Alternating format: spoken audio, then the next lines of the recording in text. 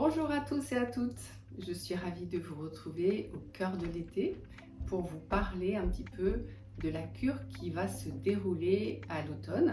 Donc c'est une cure importante parce qu'elle va impacter votre organisme non seulement pour l'automne mais aussi pour l'hiver, parce que les bienfaits qui vont être récoltés au niveau de l'organisme et notamment du système immunitaire, mais pas que, eh bien, vont perdurer pendant des semaines et des mois pour vous rebooster votre système immunitaire et vous permettre d'avoir une résistance importante à toutes les infections virales et bactériennes que l'on peut avoir à cette saison-là. J'ai régulièrement des personnes qui reviennent à cette saison-là parce qu'elles traversent l'hiver vraiment de façon très confortable, sans rhume, sans grippe, etc.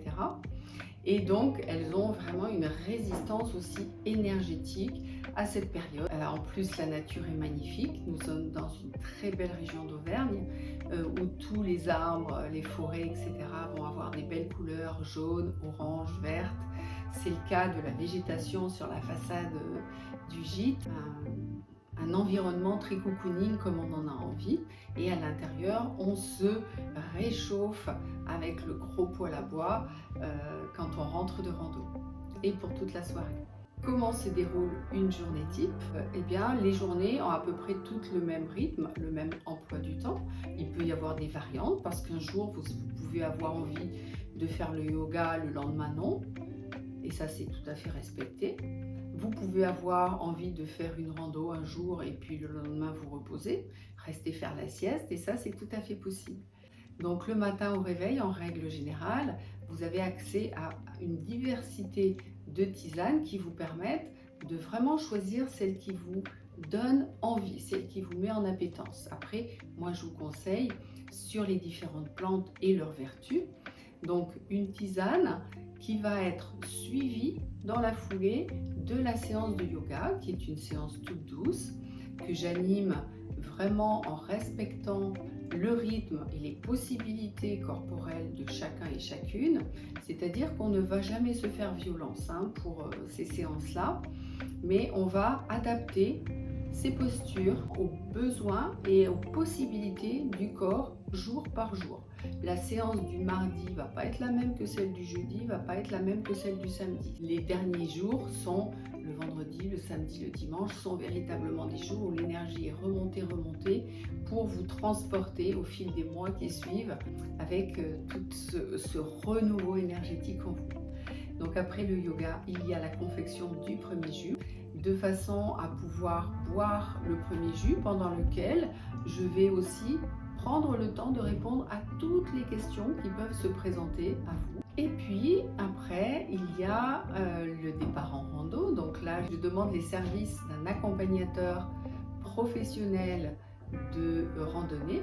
Il est professionnel de randonnée de moyenne montagne et il a maintenant vraiment l'habitude de mes cures, donc il sait s'adapter au groupe de jeûneurs pour en respecter le rythme, faire des pauses, bien se reposer au bon rythme, etc. Au retour de la rando, nous avons un nouveau jus, le deuxième jus de la journée. On veut vraiment continuer à s'hydrater, on veut vraiment continuer à apporter à tout le terrain corporel des antioxydants, des vitamines, des minéraux, des enzymes, etc. qui contribuent à mettre en route à la fois la détox et la régénération de tout l'organisme. Il y a aussi des temps libres, des temps de pause, pendant lesquels il va être possible de vous offrir un très bon massage, de papoter entre les personnes du groupe, d'aller dans votre chambre pour faire une petite sieste ou pour lire, d'aller vous poser sur un transat enveloppé dans une bonne couverture au bord du ruisseau. Là, vraiment, ce temps libre, il est pour vous et il est salutaire également. Ensuite vient le temps du bouillon, très réchauffant, reminéralisant et qui est en général dégusté au coin du feu en papotant. Et là, je vous fais rentrer un petit peu plus, pour les personnes qui le souhaitent, mais en général c'est très apprécié, je vous fais rentrer dans un petit peu plus d'introspection avec la plupart du temps un voyage olfactif avec une huile essentielle, Ça peut être aussi accompagné de bols tibétains ou d'un voyage au tambour, d'un voyage au carillon, pour véritablement être en osmose complète avec soi-même. Et puis après, c'est l'heure du dodo. Donc la literie est d'une excellente qualité, elle est entièrement neuve. Toutes les chambres sont vraiment très bien décorées et il y a toujours des petites attentions de Justine qui nous reçoit, donc ça c'est très très agréable. Je voulais préciser encore une chose très importante. En jeûne, au jus, on ne boit pas de jus de fruits avec un index glycémique élevé. On boit des jus qui ont un index glycémique bas, c'est-à-dire qu'ils sont composés de beaucoup plus de légumes que de fruits, voire même il y a des jus dans la semaine qui n'ont pas de fruits du tout. Donc là, l'index glycémique reste bas et on ne sollicite pas dans le corps l'intervention de l'insuline. La digestion est complètement différente quand on boit un jus de quand on mange un fruit entier. Ça ne se digère pas pareil. Et ça, c'est également valable pour tous les jus de fruits de supermarché, même de magasins bio. Certains jus de fruits en bouteille, en brique, ont un index glycémique égal à des sodas de type Coca. Et ça, il faut vraiment se rendre compte qu'en prenant un jus de fruits le matin à son petit déjeuner, on a un pic de glycémie très important qui amène une libération d'insuline qui va faire chuter cette glycémie. Et quand on est en hypoglycémie, bien évidemment, on n'est pas bien. Alors on a envie de remanger, on est fatigué, on est irritable, etc. On va remanger du sucre, une barre chocolatée, boire un café sucré, etc. pour faire remonter ça à nouveau.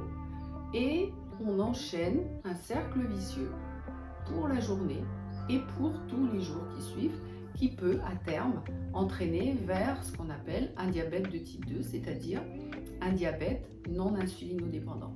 C'est extrêmement important et je veille vraiment beaucoup pendant la réalisation des jus à ce qu'il n'y ait pas trop de fruits, de façon à avoir toujours un index glycémique bas, que ce soit pour le premier jus ou pour le deuxième jus. Le bouillon, lui, évidemment, il est même sans sel, hein, donc du coup, il est absolument au bon goût des légumes. Voilà, je voulais terminer par cette petite précision extrêmement importante.